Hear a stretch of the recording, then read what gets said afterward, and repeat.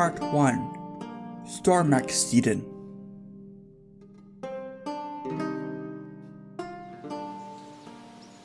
Sweden in the early modern period was a tough place to live. Long, freezing winters gave way to short, intense summers. The land was covered in forests and lakes, making farming difficult.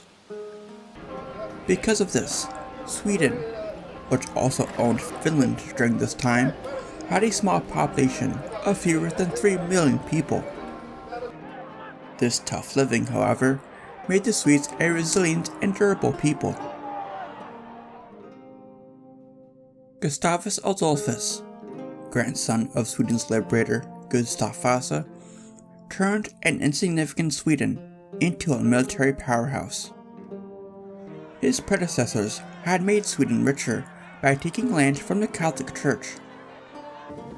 Gustavus and his advisor, Axel Oxenstierna, used these reforms to build a strong army.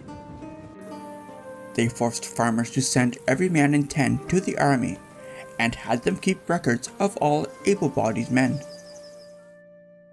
Heavy taxes on grain, land, and sales of goods helped fund the army. With this money, Gustavus armed his troops with the best weapons and equipment and trained them well. Noble officers, eager for wealth and status, led them into constant wars against Russia, Poland, and Denmark for control of the Baltic trade to gain even more money. These battles made the army skilled and deadly to experience.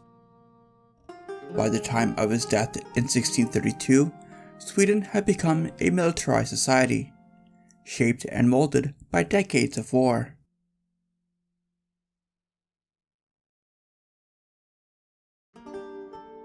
Queen Christina became queen at age 6 after Gustavus died. Axel Oxenstierna ruled as a regent until she was old enough to rule. Christina was smart and full of energy, but she cared more about art, science, and philosophy than ruling. She also refused to marry, worrying people about who would rule next. In 1654, she gave up the throne to her cousin, Charles Gustavus, and moved to Rome. Charles Gustavus, now Charles X, married Hedvig Eleonora of Holstein-Gottorp, strengthening Sweden's ties with northern Germany. He was ambitious and fought wars against Denmark, Russia, and Poland. His attempt to become an absolute monarch was cut short by his early death. Hedvig Eleonora helped their son, Charles XI, rule afterwards. Charles XI was just as strong-willed and determined as those who came before him. After the Skinnian War, he took back lands that the nobility had slowly taken over time, using the money from it to further strengthen Sweden's military. He also made himself an absolute ruler, turning his royal council into advisors rather than a governing body. On June 17, 1682, his wife, the Danish princess Ulrika Eleonora, gave birth to Charles XII. From the very beginning, the young prince was an excellent horseman, hunter, and student of war. When his father died in 1697, 14-year-old Charles became king. Much to the worry of his royal council, the teenager engaged in reckless behavior like racing horses, hunting bears with a pitchfork, and playing war games with live grenades.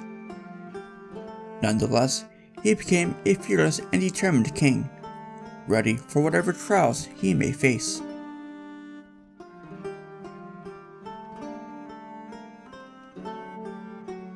Almost exactly a decade before the birth of Charles, his greatest enemy, Peter, was born in Russia. A month prior to the birth of Charles, Peter became Tsar of all Russia and set out to reform his isolated, undeveloped, and rather backwards country into a modern empire. In 1697, after defeating the Ottoman Turks and capturing the port of Azov, Peter left Russia for 2 years. He traveled to the Netherlands and England, disguised as a worker. He learned shipbuilding, navigation, and European technology. He worked in shipyards, visited factories, and studied fortresses. He brought back experts and new skills to reform Russia. Peter disbanded the old De Stolzi Musketeers and created a modern, disciplined army. He built Russia's first navy from scratch and founded schools and printing houses, promoting science and trade. He also reformed the Russian Orthodox Church by making himself its head. He forced nobles to adopt Western European customs, like shaving long beards and wearing Western clothes. Peter also wanted to expand Russia's territory. In 1617, Gustavus had taken the region of Ingria, cutting Russia off from the Baltic Sea. With the young, inexperienced Charles now ruling Sweden, Peter saw a chance to regain access to the Baltic and increase Russia's power.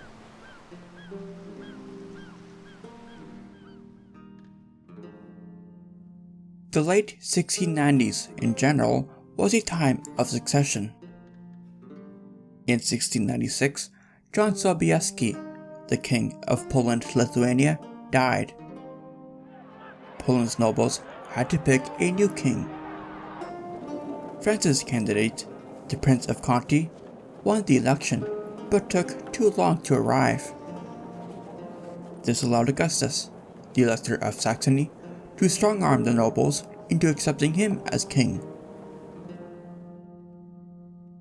In 1699, Denmark's king, Christian V, died. His son, Frederick IV, became king. Frederick was angry about Denmark's past defeats by Sweden and wanted revenge. Christian V's daughter was also supposed to marry Charles, but the plan fell through, making relations worse. After Charles XI died, Denmark made its move. In 1698, the Danes formed a defense pact with Augustus.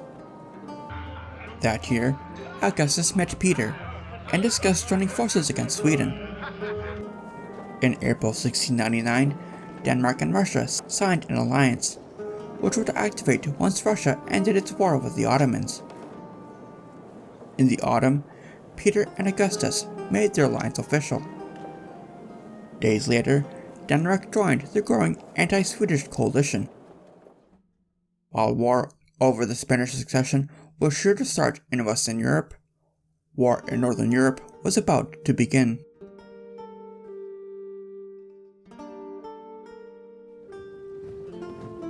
By mid-1699, the Danish army set out to take over Sweden's ally in Holstein-Gottorp, waiting for Augustus to invade Livonia, modern-day Latvia and Estonia. In February 1700, 5,000 Saxon soldiers crossed the Dvina River without warning, took Dunamund on March 23rd, and besieged Riga. At the same time, Denmark invaded Holstein-Gottorp and attacked Tunning. William III, the ruler of both England and the Netherlands, saw this war as a distraction from the looming crisis over the Spanish succession. He wanted all of Europe to be ready to counter the King of France, Louis XIV, and sent an Anglo-Dutch fleet to help Sweden end the conflict quickly. On July 9th, an Anglo-Dutch squadron reached Gothenburg. By July 7th, Charles joined them with 38 warships, and the Danish fleet retreated to the safety of Copenhagen. The Swedish commanders then decided to land troops on Zealand. By August 2nd, the Swedes had landed over 10,000 troops at Humlebeck, north of the Danish capital. Before Sweden could attack Copenhagen, Denmark signed the Treaty of Travendal on August 18th, promising peace. Learning of this soon after, Charles halted his advance. Denmark left the war, and Charles could now focus on defeating Augustus without fear of Danish interference.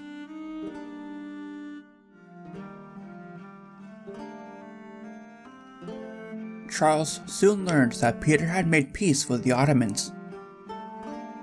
On August 17th, a Russian envoy offered friendship to Charles, not knowing Peter had declared war the same day. Before winter came, Charles planned to attack Augustus. He had 10,000 troops in northern Germany and aimed to invade Saxony. However, William, focused on the impending Spanish succession, urged Charles to stop. William agreed to give Sweden supplies if Charles turned to Livonia instead. On the 28th, the Swedish fleet sailed to Estonia. After facing rough autumn storms, they landed on October 6th.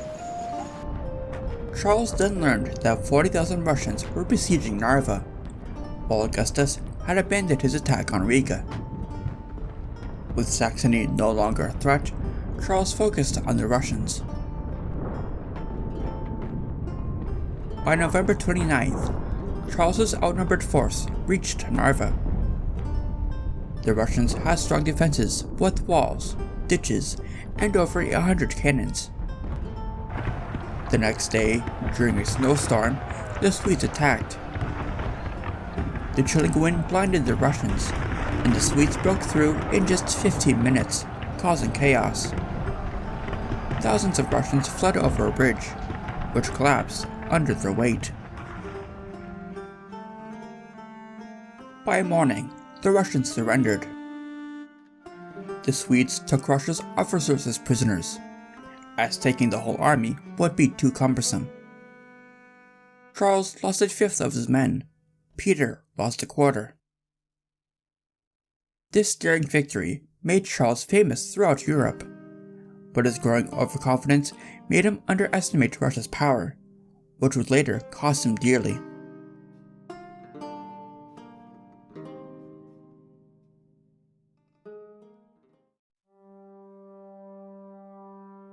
Part 2. The Polish Quagmire.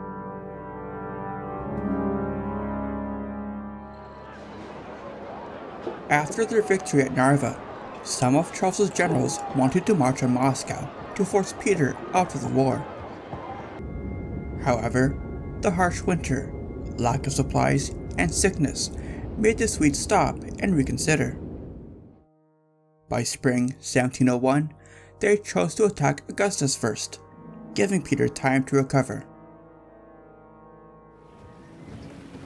In June, the Swedes crossed the Dvina River. Charles led his troops south, tricking the Saxons by pretending to head for Kolkenhusen, before quickly moving towards Riga. On July 19th, at dawn, the Swedes crossed the river behind the cover of boats. They pushed back the Saxons, suffering only a few hundred losses. The Saxons retreated into Poland, while Charles's forces began occupying Courland and raiding Lithuania. To weaken Augustus, Charles supported Polish nobles who wanted to replace him. Many disliked Augustus's rule.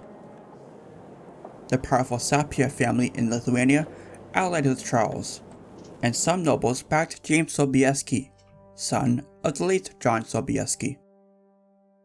The Swedes talked with James and other Polish leaders about forming an alliance against Russia. Augustus, meanwhile, struggled to gain support. In 1701, the Polish parliament, the Sejm, refused to back him unless he removed his Saxon troops from the country. They also rejected higher taxes to raise a larger army, and turned down the idea of officially declaring war, leaving Poland weak against Sweden. On May 14, 1702, Charles entered the Polish capital, Warsaw, without a fight.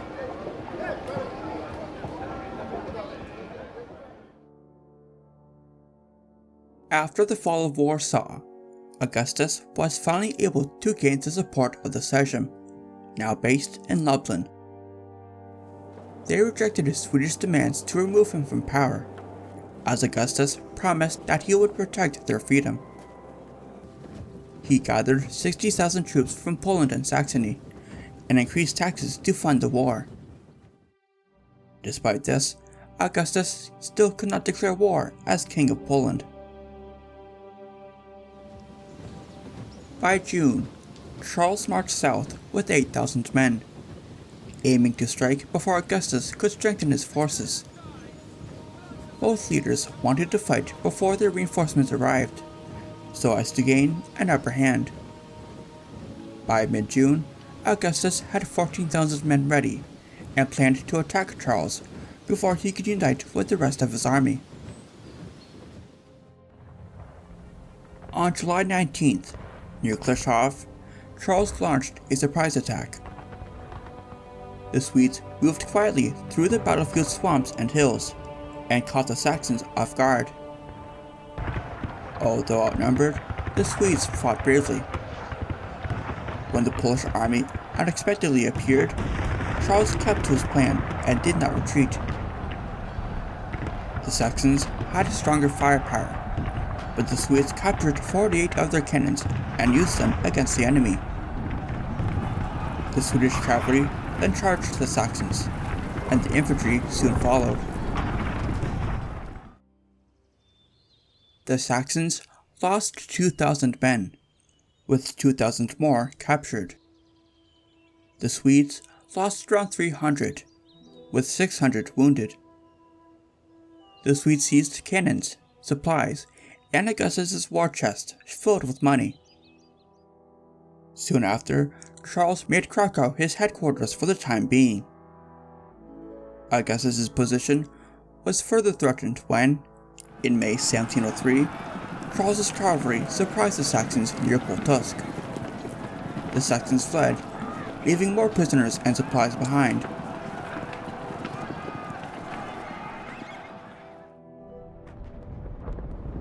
After winning at Pultusk, the Swedish army surrounded the town of Torun. They aimed to trap 6,000 Saxon soldiers inside and block reinforcements from Augustus. However, the Swedes had to wait nearly 4 months for their heavy artillery to arrive from Courland, due to transportation problems in Danzig. Meanwhile, Charles's trusted general, Karl Rensköld, with 8,000 men, guarded local rivers to stop enemy troops, and sent men to take Poznan in the meantime. On September 14th, the Swedes began a fierce bombardment of Torun. By early October, the Saxons surrendered. Sweden captured 5,000 prisoners, seized the town's cannons, and received a large payment. Swedish losses were small, but earlier skirmishes to block reinforcements had cost hundreds of lives. Torun's fall was a major blow to Augustus. He lost most of his Saxon army, while Charles now had 23,000 troops in Poland, and secured supply lines to Sweden. Sweden's victory also strengthened its diplomacy. In July, they signed a treaty with Frederick, the Elector Duke of Brandenburg-Prussia, ensuring his neutrality. In August, Sweden reconfirmed their agreements with England and the Dutch Republic. However, Sweden's refusal to fight France annoyed the maritime powers, who felt that Charles's neutrality started to help Louis XIV.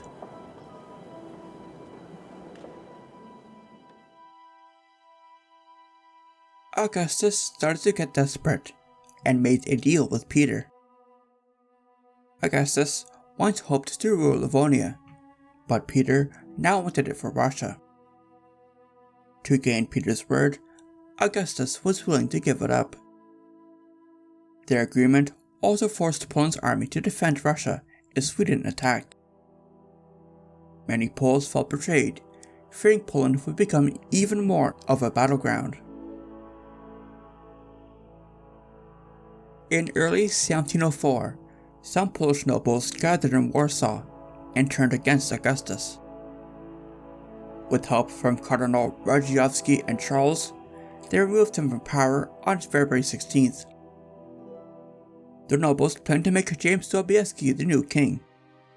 However, Augustus struck back by kidnapping Sobieski and his brother Constantine, and threatened the family of the third brother, Alexander. With no other options, Charles chose a 27-year-old Polish noble named Stanislaw Leszczyński to be his puppet king. Under Swedish military pressure, Stanislaw was elected on July 12, 1704. But most Polish nobles rejected him. Stanislaw had no army of his own and depended almost entirely on Sweden. Augustus, on the other hand, still had strong support from the nobility, as he still stuck to his promise that he would protect their rights and privileges. Most of the Polish army remained loyal to him. On May 20th, his supporters gathered in Sandomierz and officially declared war on Sweden. In August, Augustus made a formal alliance with Peter. The Sandomierz Confederation received military and financial help, while Russia gained more power in the Baltic. Russia also crushed a Cossack rebellion in Ukraine on behalf of Poland, thanks to the support of Ivan Mazepa, a powerful Cossack friendly to the Russians.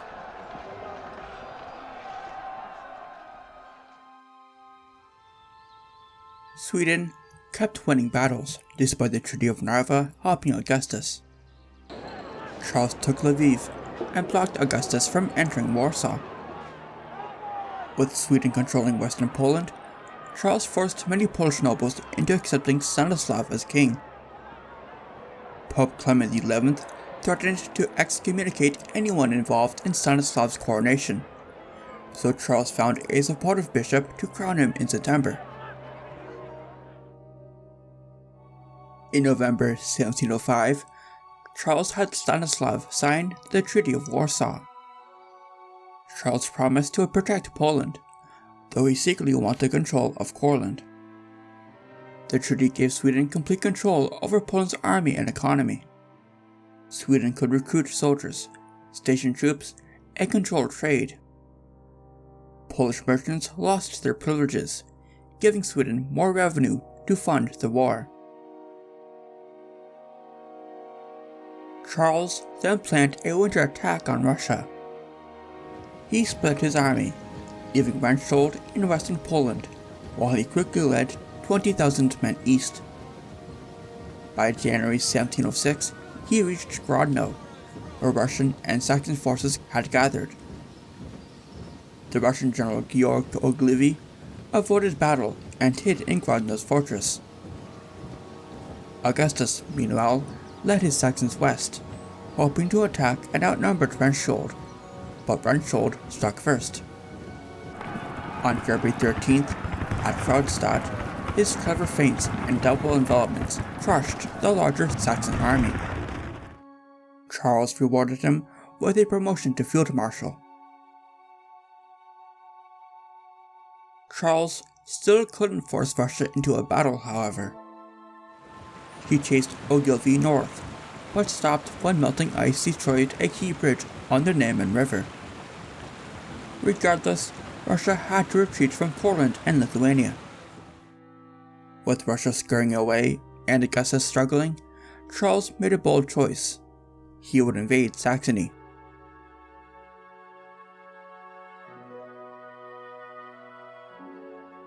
Invading Saxony a couple years prior would have been a bad decision. While Charles was defeating Poland and Saxony at Kosov and Pultusk, France was beating the Anglo-Dutch and Austrians. But by 1706, things had changed. France suffered defeat at Blenheim in 1704, and then at Ramillies in 1706. This meant Charles could invade Saxony without angering Western Europe, as it no longer affected the balance of power in the War of the Spanish Succession. Charles also invaded Saxony because he had to. The war in Poland was dragging on, and Augustus, despite loss after loss, refused to give up his throne. Now with Russian troops backing Augustus, Charles knew he would not be able to win in Poland. To force Augustus to surrender, Charles attacked what Augustus held dear, his homeland. In September 1706, Charles's army crossed into Saxony. Augustus had few soldiers left, so by the end of the month, Charles easily captured Saxony's major cities like Leipzig and Dresden. The Treaty of Altenstadt, signed in October, forced Augustus to give up his claim to Poland, accept Stanislav Leszczynski as king, and cut all ties with Russia. However, Augustus did not plan to fully uphold his promises. Charles spent much of 1707 in Saxony, trying to get Europe to recognize Stanislav as Poland's rightful king. Frederick of Prussia agreed to do so in January, in exchange for the border town of Elbing. The Holy Roman Emperor, Joseph I, offered his recognition if Charles accepted the Archduke Charles as King of Spain, but the King of Sweden wanted no part in the war over the issue. Britain's Duke of Marlborough then met Charles in April. He promised British support for Stanislav if Sweden stayed out of the war. Charles agreed to do so and turned to planning his next campaign, his invasion of Russia.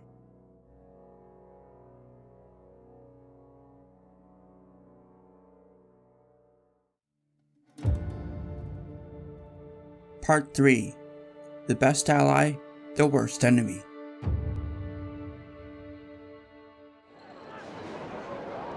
After losing to the Swedes at Narva in 1700, Peter feared that Charles could march on Moscow without resistance. But Peter did not give up. Instead, he saw the defeat as a lesson. He admitted his army was weak. It was full of poorly trained recruits with poorly maintained weapons. Though the loss seemed crushing, Peter later believed it helped Russia go stronger. After the battle, Peter rebuilt his army. The scattered Russian soldiers fled to Novgorod without cannons or supplies. Luckily, some reinforcements had not arrived at Narva and were still fresh. Peter ordered these men to train the defeated troops. Before long, he had 34,000 soldiers, with 10,000 Cossacks on the way and more cavalry units to be prepared. He placed Boris Sheremetev, a steady and dependable general, in charge. Peter introduced strict training and modern European tactics. Soldiers learned how to react to proper commands, and were taught how to fire in turns and volleys, and how to fight with bayonets and swords. Cavalrymen practiced charging and retreating in formation. Peter gave his army standard grain uniforms and imported modern flintlock muskets from England. To build more cannons, Peter melted down church bells. By mid-1701, 1/4 of Russia's bells were melted down. This translated into over 300 new cannons, and a new school was opened in Moscow to train artillerymen.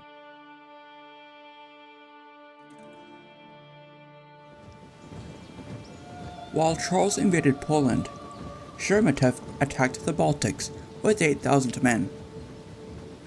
The local Swedish commander, Volmar von Schlippenbach, had only 7,000 soldiers to defend Livonia. In January 1702, Sheremetev struck the Swedish winter camp at Arastvir.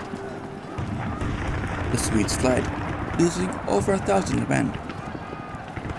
The Russians captured 350 prisoners and sent them to Moscow.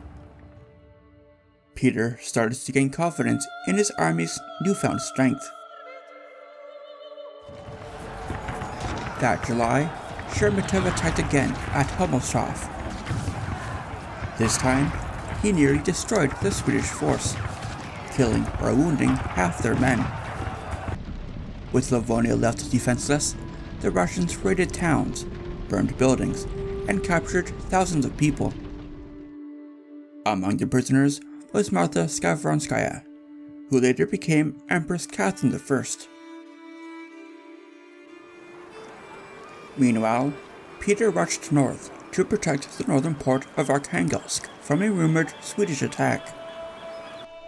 When the Swedes cancelled their plan, Peter turned south and targeted the fortress of Noteburg on Lake Ladoga. In October, after 10 days of heavy artillery fire, the Swedes surrendered. Peter renamed the fort Schlossoberg, meaning Key City, as it was key to securing access to the Neva River. In 1703, Peter's army seized the fort of Nyenskans on the Gulf of Finland. In the summer of 1704, Peter conquered Narva, finally securing access to the Baltic Sea.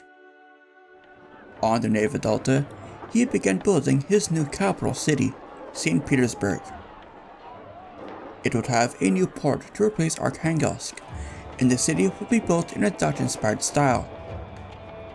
However, it would require tens of thousands of lives to do so.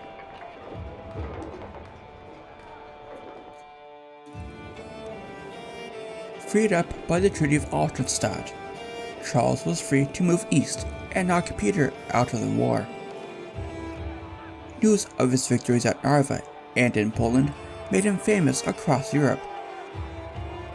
While in Saxony, many foreign soldiers flocked to his banner.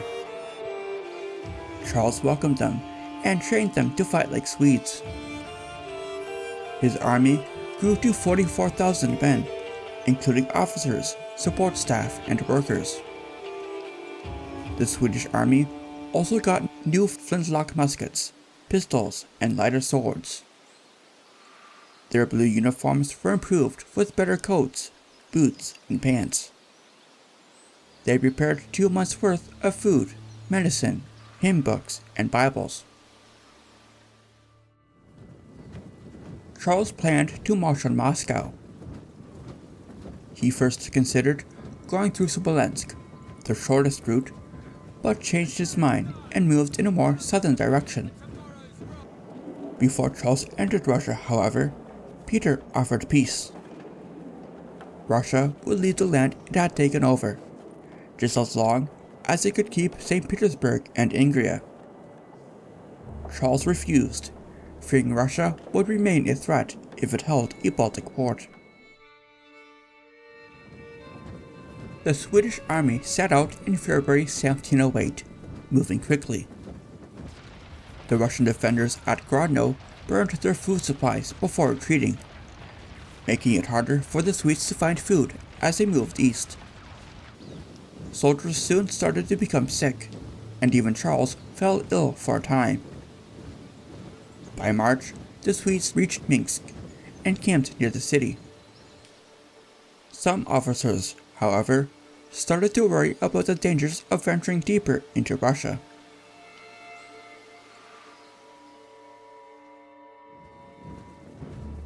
The Swedish army kept marching into June. The Russians, unsure of Charles's true target, spread their troops. Peter guessed they would head north to the Baltic and St. Petersburg. All others thought they would move south towards Ukraine. To slow them down, Peter ordered his generals to burn all farms, towns, and sources of food along the way, from Lithuania to Moscow. This scorched earth tactic aimed to starve the Swedes, Charles expected this and told General Adam Lewenhaupt to bring extra supplies from the north. However, the vast Russian lands made this difficult. The Swedes soon ran low on food, as muddy roads slowed their supply wagons. Heavy rain made it worse. They laid wooden boards on the roads to move faster, but it still took them 3 weeks to cover just 30 miles. Charles then learned that a larger Russian force under Nikita Repnin had moved east to Holovichin. The Swedes marched towards them, eager for battle. On July 10th, they arrived and found the Russians across the river in defensive positions. At midnight on the 14th, Charles ordered a surprise attack. At dawn, the rain-soaked Swedes crossed the river. After 2 hours of fierce musket fire, the Russians finally retreated, but the Swedes were too exhausted to chase them. The Swedes lost under 300 men, and over 1,000 were wounded. The Russians lost over 900. Though not decisive, Charles called it his greatest victory, as it opened the road to the Dnieper River. The Swedes crossed it by the end of the month without issue.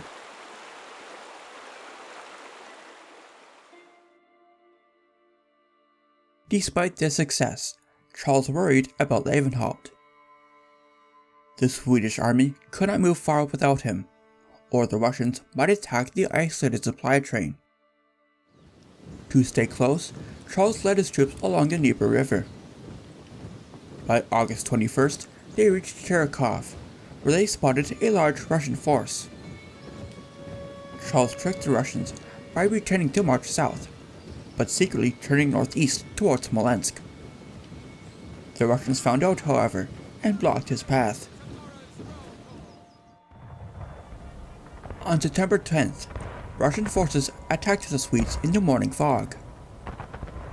The Swedes took losses, but pushed the Russians back. Expecting a big battle, Charles prepared his army, but the Russians withdrew. Over the coming days, Russian cavalry harassed the Swedes with hit-and-run tactics. On September 20th, at Rodovka, Charles was nearly captured when his horse was shot out from under him. He quickly mounted a new horse, and the Swedes as a whole managed to escape. By mid-September, food was running low, and Russian attacks continued. Lewenhaupt was still behind schedule. Charles moved towards Starodub and ordered Lewenhaupt to do the same. The Russians intercepted Lewenhaupt near the Dnieper and Sals rivers at Lesnaya on October 9th. A freak snowstorm ended the battle, but Lewenhaupt, out of options, had to burn his supplies and flee. He lost over half of his men. When he finally reached Charles, he brought only 6,000 tired soldiers, with the supplies the Swedes desperately relied on nowhere to be found.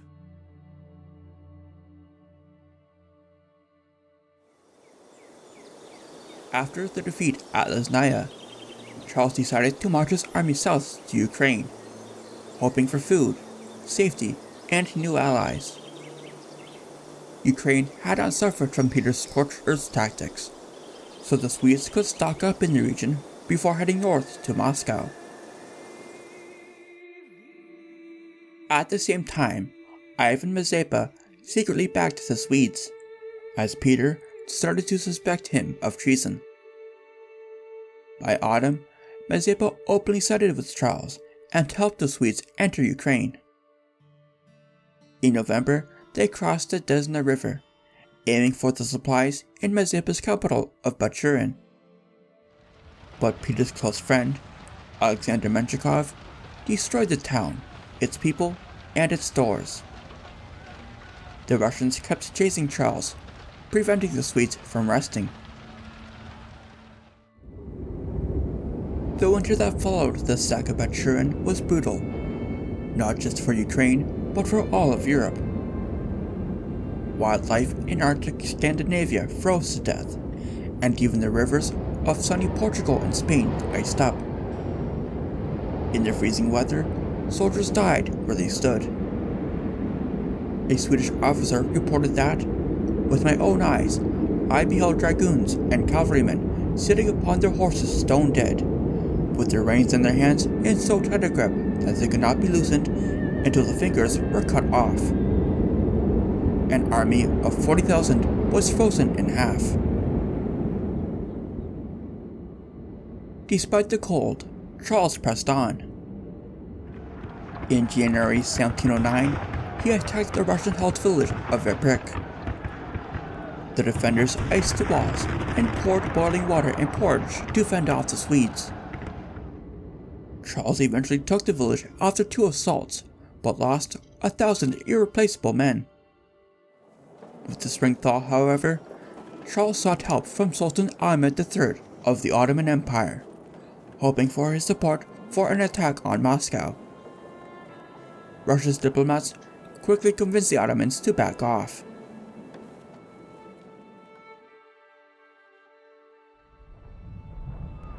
In May, Charles moved south to Poltava, a small fort on the way to Moscow. The Swedes fired their few cannons at the fort, but soon ran out of gunpowder. Across the neighboring Vorskla River, meanwhile, Menshikov and Sheremetev gathered their troops. The swampy river made it hard for them to send reinforcements. When Peter arrived with more men, General Rensköld blocked him from crossing. The Russians decided to dig in. On June 27th, Charles was shot in the foot while inspecting the front line.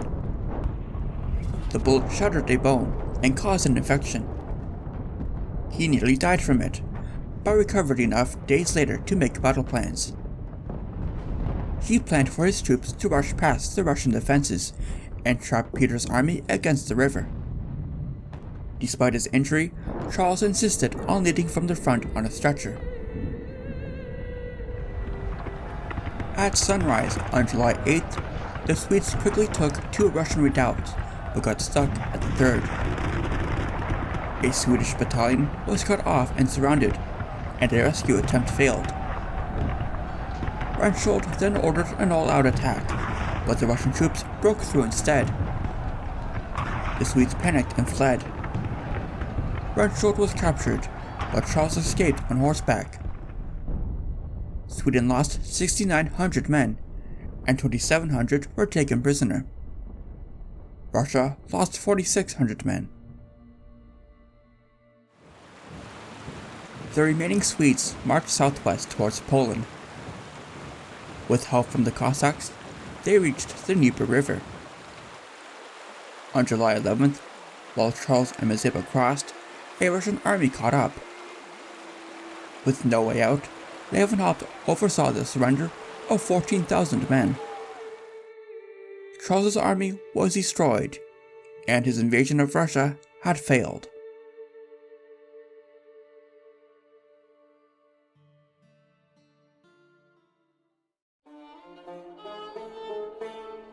Part 4. The Fixture of Turkey.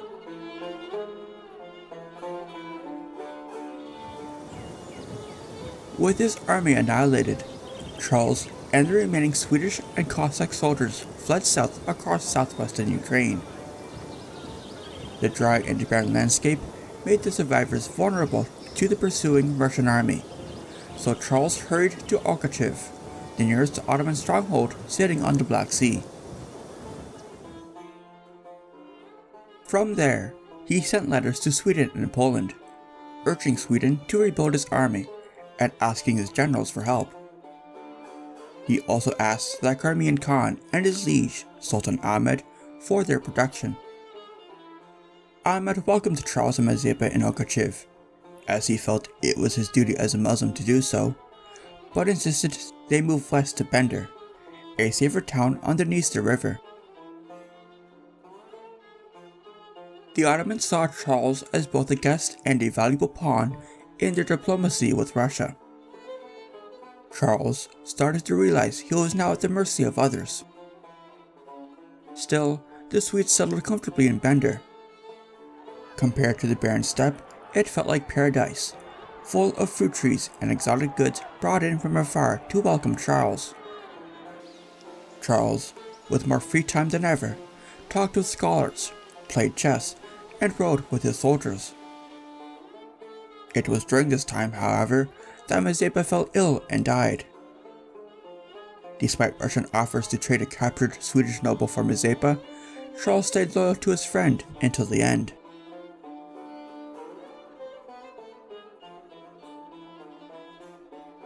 Charles saw his time in Bender as a chance to turn the war around. After Sweden lost at Poltava, Russia invaded Poland, and Denmark and Augustus rejoined the war against Sweden. Charles believed that if he convinced Ahmed to attack Russia, Sweden could still win. His envoys worked hard in Constantinople to persuade the Turks. Some Ottoman leaders feared Russia's growing power and saw Charles as a burden, but others, like the Crimean Khan and even the Sultan's mother, supported Charles in his endeavors. Peter wanted Charles expelled from the Ottoman Empire. He pressured Ahmed to do so, but his repeated demands became so harsh that Ahmed declared war on Russia in November 1710. He appointed his Grand Vizier, Baltazar Mehmed, to lead 200,000 troops north to the Danube River. Wallachia and Moldavia's princes, vassals of Ahmed, secretly promised Peter supplies, but took them back when the Ottomans arrived at the Danube before the Russians. Peter, now low on supplies, had to divert and cross the Pruth River. On July 9th, the Ottomans pinned 38,000 Russians against the river. Trapped, starving, and exhausted, Peter faced certain defeat. The Turks then made a hesitant attack, leaving some room for Peter to negotiate. Mehmed's terms were mild. If Russia agreed to give up Azov and to leave Poland alone, the Ottoman army would go away. Peter quickly signed the treaty. Charles was furious that Mehmed let Peter escape. He spread rumors that Mehmed took Russian bribes, leading to his removal in government. Charles convinced Mehmed's successors to declare war on Russia 3 more times, but no major battles occurred. The wars ended with the Treaty of Adrianople in 1713.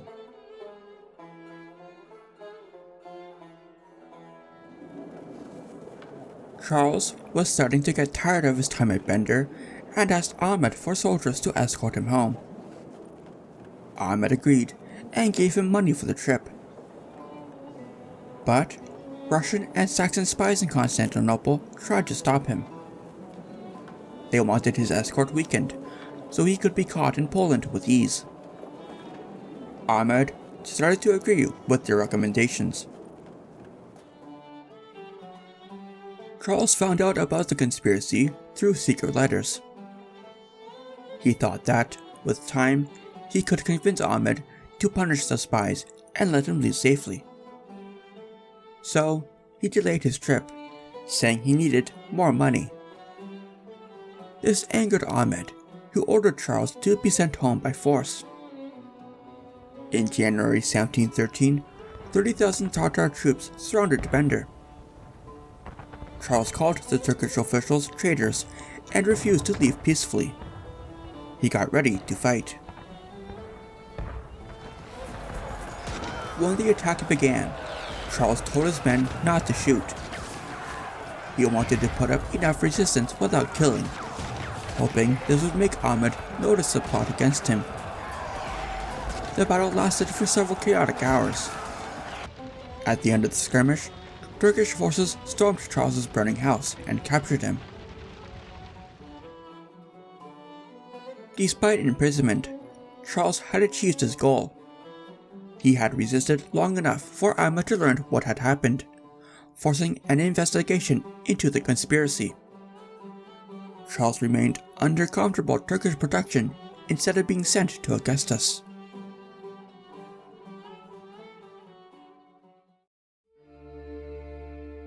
As mentioned before, Frederick of Denmark and Augustus of Saxony re-entered the war after Charles's defeat at Poltava, seeing a chance to take him down a second time. Within a month of the battle, Augustus effectively deposed Charles's puppet king, Stanislav Leszczynski, and allied with Russia in 1709 with the Treaty of Turin. In the same month, Frederick also re-allied with Augustus and Peter and invaded Skane in southern Sweden. While Charles was away, Swedish General Magnus Stenbock defended the country.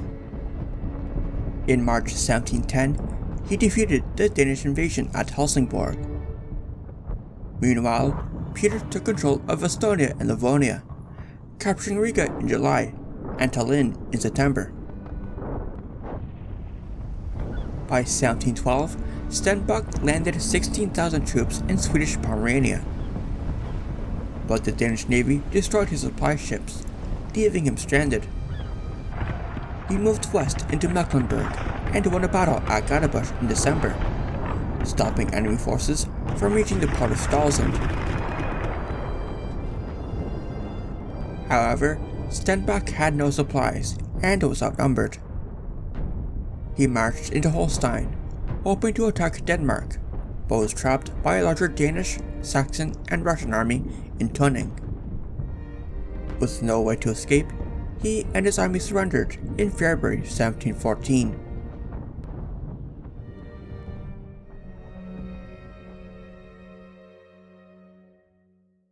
After the skirmish at Bender, Charles wanted nothing more but to go home. The Turks refused to lend him more money, so the Swedes borrowed from banks in Vienna. This paid for travel for Charles, his officials, and his small army. The Holy Roman Emperor, Charles VI, let him pass through his lands, but Charles refused to recognize him as ruler of Spain. In September 1714, the Swedes began moving north through Wallachia, Transylvania, and Hungary. By early November, Charles reached Vienna, but avoided meeting Austrian officials. He then rode fast in a northerly direction, traveling nearly 100 miles a day. On November 21st, he arrived in Stralsund, and therefore Sweden. But Charles did not go straight to his capital, Stockholm, and instead stayed in Stralsund to prepare for a siege. In May 1715, Frederick William of Prussia declared war on Sweden. The Elector of Hanover, George I of Great Britain, would likely join too.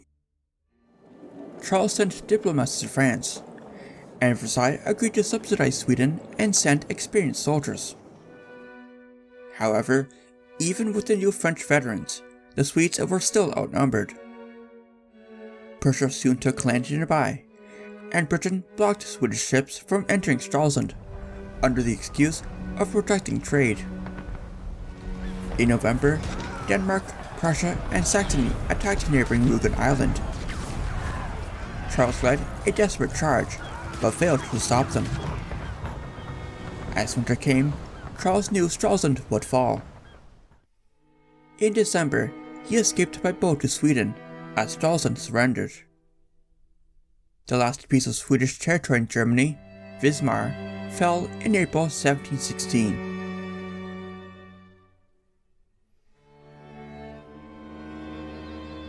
It was not just Sweden's Baltic and German possessions that were being invaded, but Finland too. In 1710, the Russians marched north from St. Petersburg and took Viborg after a tough siege. In 1713, they pushed deeper into Finland, hoping to force Sweden into peace. When the Russians landed in Helsinki in May, the Swedish navy arrived too late to stop them. Swedish commander Karl Armfelt retreated north, saving his army but losing Finland. Turku, Finland's capital at the time, fell soon afterwards. In October, Finnish troops held back the Russians at the Koster River. but Russian soldiers crossed the battlefield's surrounding lakes on rafts, forcing a retreat. The Finns withdrew to Ostrobothnia, preparing for a final battle in 1714. At Napoe in March, 5,500 Finns overextended themselves as 16,000 Russians surrounded them. Armfeldt barely escaped with his life. Most of his soldiers did not. Finland's last chance of being saved from the Russians ended in August. Peter personally crushed Sweden's navy off the Hanko Peninsula, securing full control of Finland. The defeat was so decisive that Peter thought it was equal to his victory at Poltava. After the battle, Russia proceeded to occupy Finland for the next 8 years in a period called the Great Wrath. Trade stopped, farms ceased to function because of a lack of workers, and local government and churches collapsed. Large patches of land were burned to prevent Swedish counterattacks. In response to local uprisings in western Finland, Russians punished civilians harshly. Nearly 5,000 Finns were deported to Russia, some as maidens and pretty servant girls for Russian nobility, others to be workers to build St. Petersburg. It would take decades for Finland to recover after the war.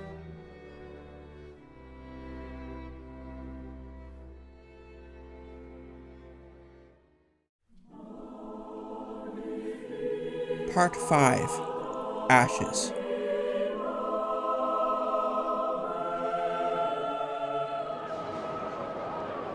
After returning to Sweden, Charles did not stay long in Stockholm. His brother-in-law, Frederick, the Landgrave of Hesse Castle, wanted Charles to attack Norway to distract Denmark. However, at Christmas, Charles and Frederick considered directly attacking Denmark instead. The sea between Denmark and Sweden had frozen. They thought they could march on Copenhagen and force Denmark to surrender. But in January 1716, rough storms broke the ice, and so the plan had to be cancelled. They turned back to Norway. Charles led 8,000 troops toward the city of Christiania, now Oslo.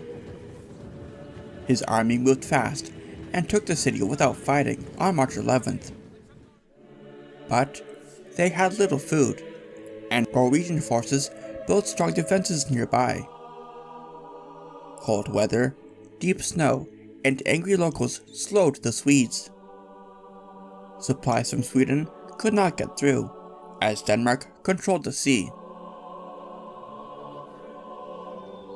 By April, Charles had to leave Christiania.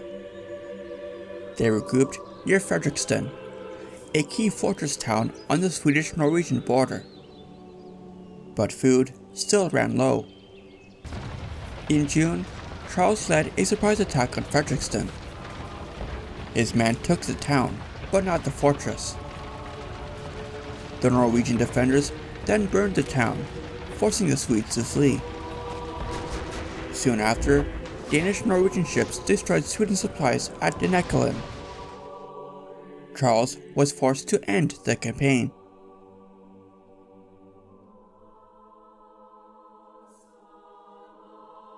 Charles then turned south, responding to calls for help by Frederick to prepare for a possible invasion of Skane.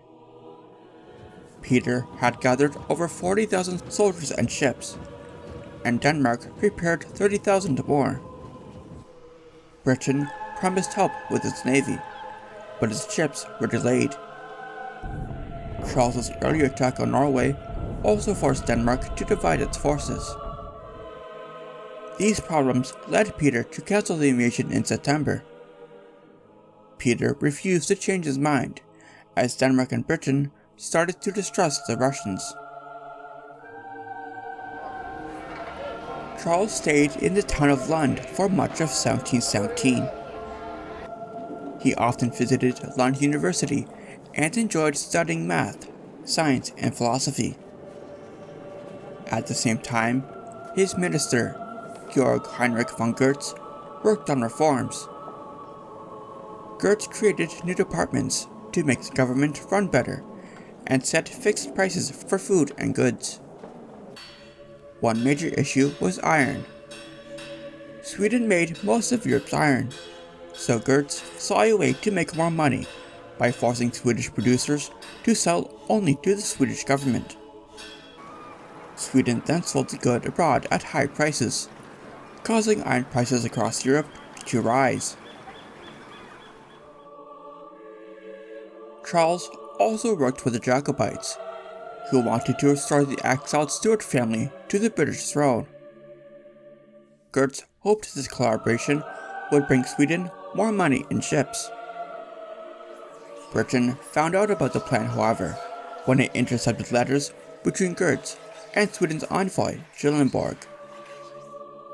Britain arrested Gyllenborg and stopped all trade with Sweden. But this did not hurt Sweden too much, as British merchants still had to buy iron through Dutch middlemen. Still, the Jacobite plot pushed Britain to declare war on Sweden, and Gerd was later arrested in the Netherlands.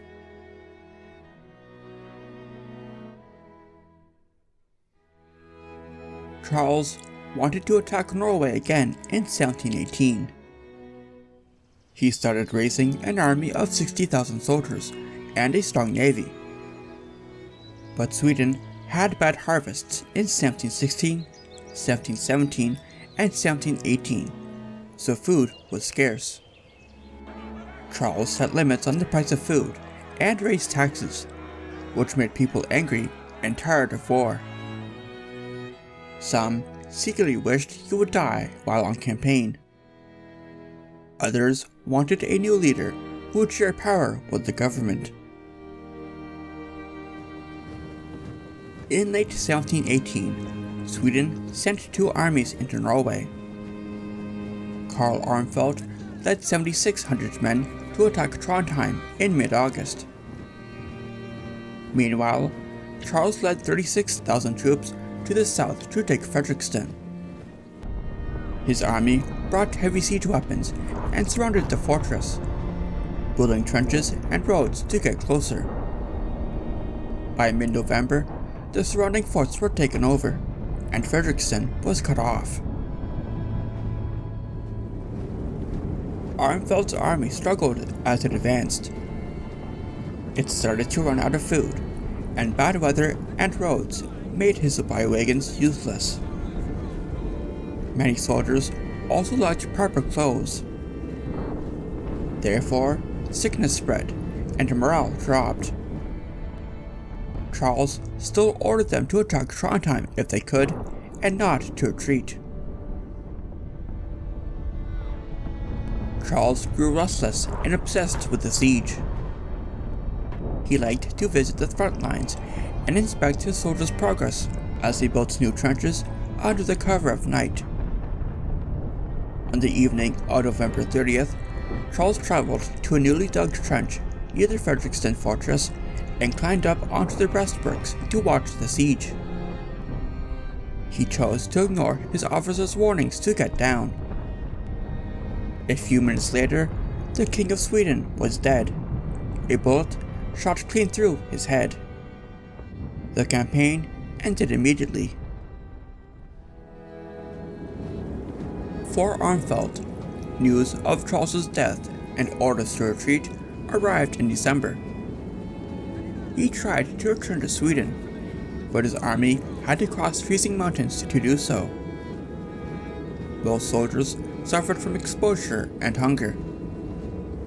As a result, 2/3 of Armfeldt's army perished in the cold.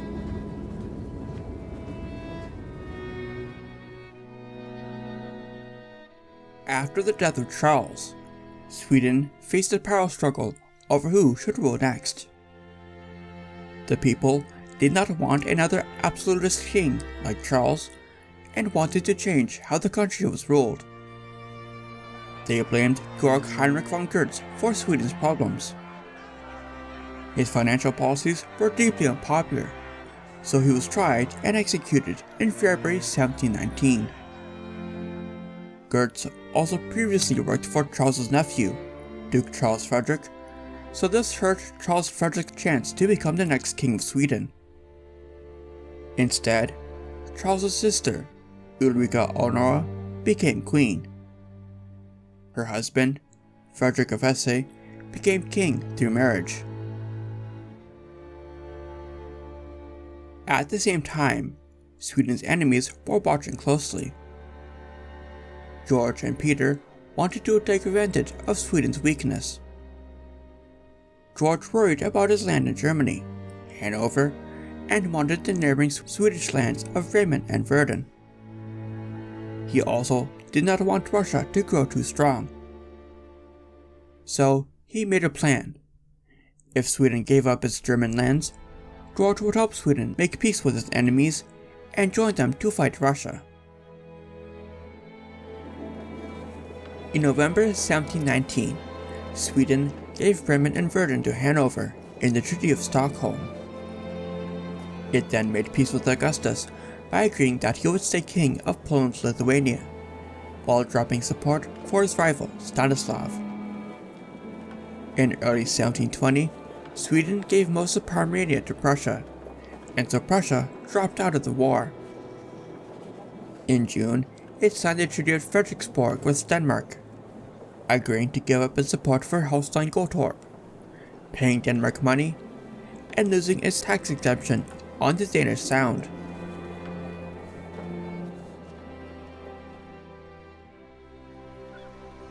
To pressure Russia into making peace, George sent a British fleet under Admiral John Norris into the Baltic. Norris arrived in Sweden that July, and Queen Ulrika welcomed Britain's offer to help settle things. But Peter saw the British Navy as a threat. He got angry, kicked out British and Hanoverian diplomats in Russia, and got ready to attack Sweden. By mid-July, the Russian fleet was near Stockholm, and raided Sweden's east coast for 5 weeks. They burned towns, destroyed docks and factories, and took goods like copper and iron. Still, Sweden did not give up. In early 1720, Queen Ulrika stepped down. Her husband Frederick became king.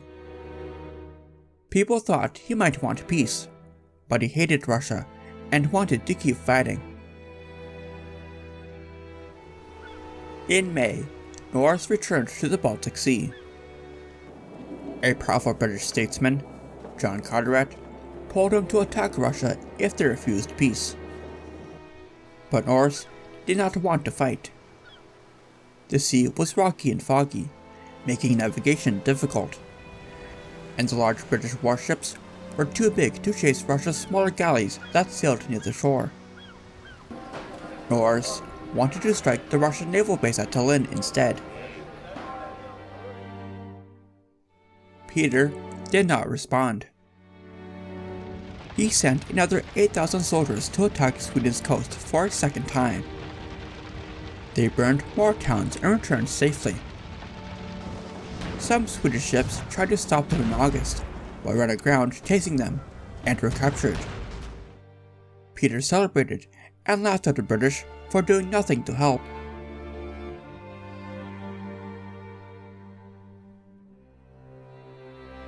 By the summer of 1720, Britain's plan to weaken Russia had failed.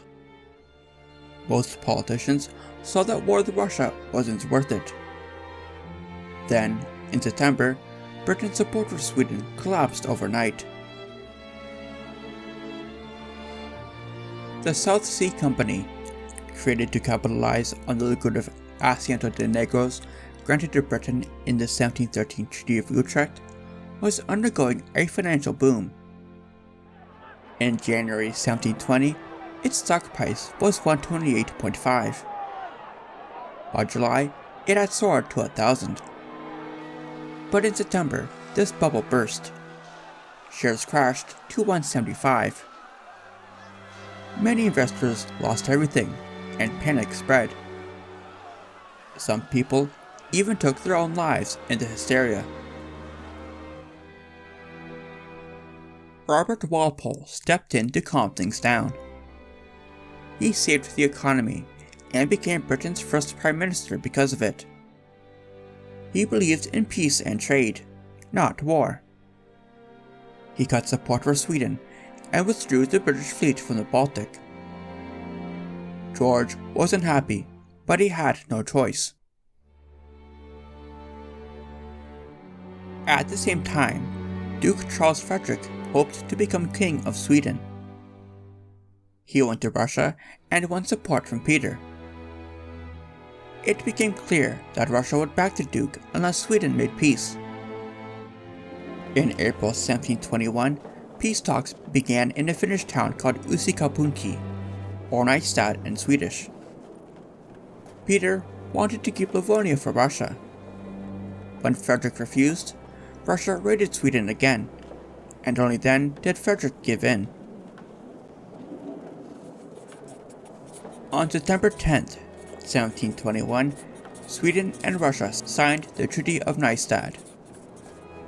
Russia gave Finland back to Sweden, but kept parts of Karelia and all of Estonia, Livonia, and Ingria. Peter also agreed not to meddle in Swedish politics, and allowed Sweden to import Livonian grain. After 21 years of fighting, the Great Northern War was finally over.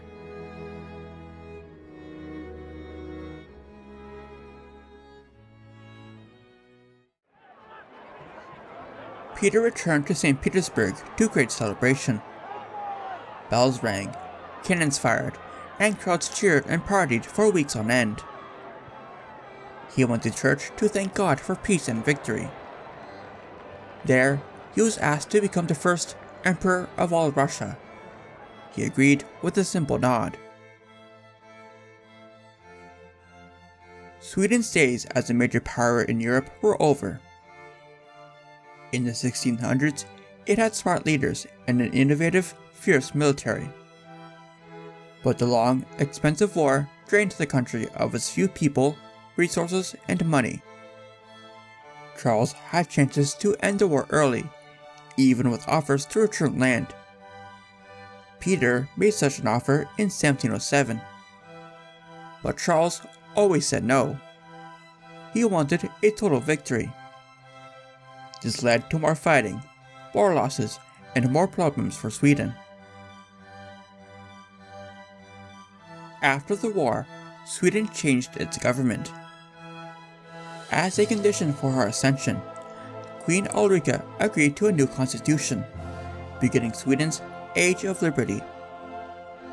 This gave more power to the Riksdag, Sweden's parliament, and less to the king. When her husband Frederick became king, royal power dropped even more. He could not make big decisions like declaring war, deciding peace, or imposing taxes without their approval. He also had to choose ministers from a list they gave him. At the same time, Russia, once seen as an isolated backwater, became a powerful modern empire. It built a big army, a strong navy, and a better economy. Europe soon felt Russia's new strength.